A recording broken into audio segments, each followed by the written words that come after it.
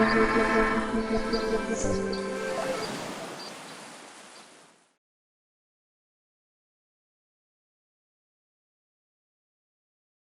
think there are two highlights probably.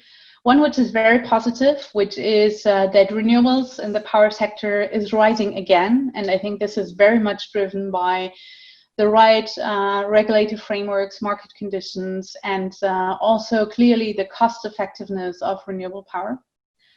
And also the fact that it's not only governments investing, but also private sector investing here. So I think that is something extremely positive.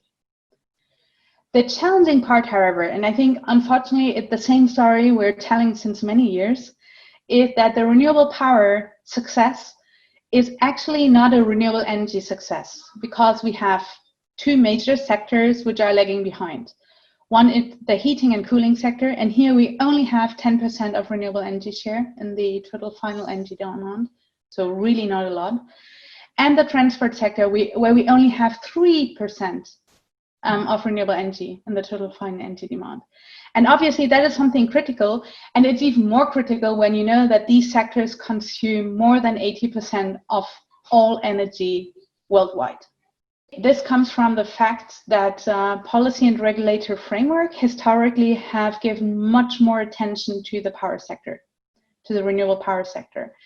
And the success in this sector is a success of policies, regulatory frameworks, governmental ambition and targets that already started many years ago and have led to the development of a solid industry, of solid markets, and actually markets that are really spreading throughout the world.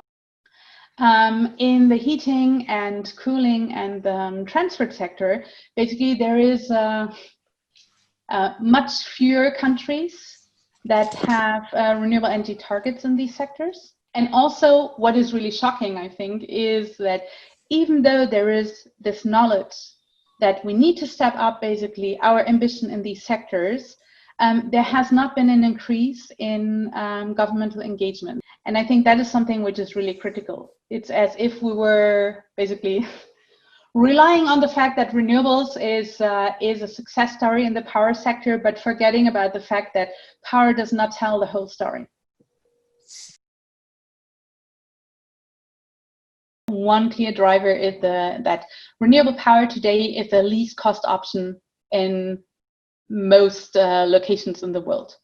And as a result, I think it's very clear that renewable power investment is basically a no-brainer.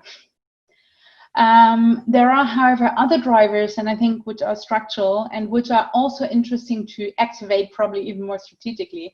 One is clearly the mobilization of citizens, in particular also young people, with the climate marches. I think there have been millions of people in 2019 in more than 150 countries really calling the governments for stepping up their ambition to fight climate change.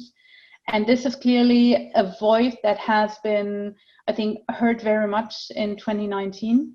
The other part, however, is, and I think that is something which is really interesting, we see the private sector, but also in general investors and big investors, on the one hand investing in renewable energy, but on the other hand also divesting from fossil fuel. And I think that is something which is actually a shift which is quite profound, where investors today see that investing in fossil fuels is a major risk on their investment. In the context of the economic recovery packages, it is very clear that governments need to take responsible decisions. And this means to use the money, which can actually only be spent once, in a reasonable and responsible way.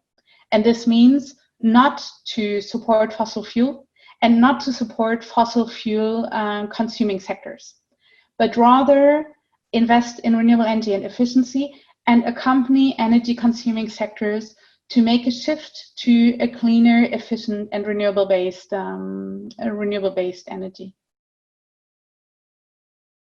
I think what has shocked me is that investment in fossil fuel continues.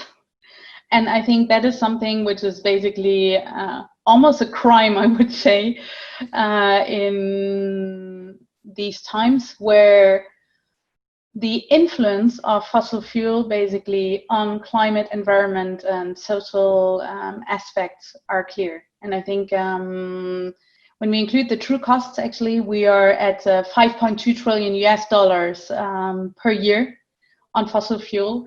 And when you take this amount of money and you would just shift it to renewable energy and efficiency, we would really contribute so much to advance the energy transition.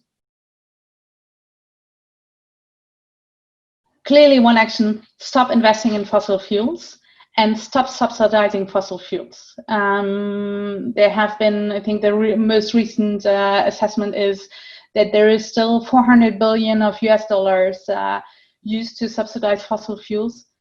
And that is obviously a no-go because it's distorting the market conditions. And as a result, even though renewable energy is a least cost option in many countries, it's unfair conditions and they cannot build on this advantage.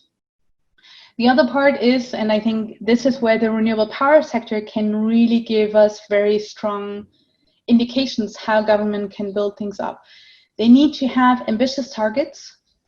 They need to create the regulator framework so that renewable energy can not only become a success story in the power sector, but also in heating, cooling, and transport.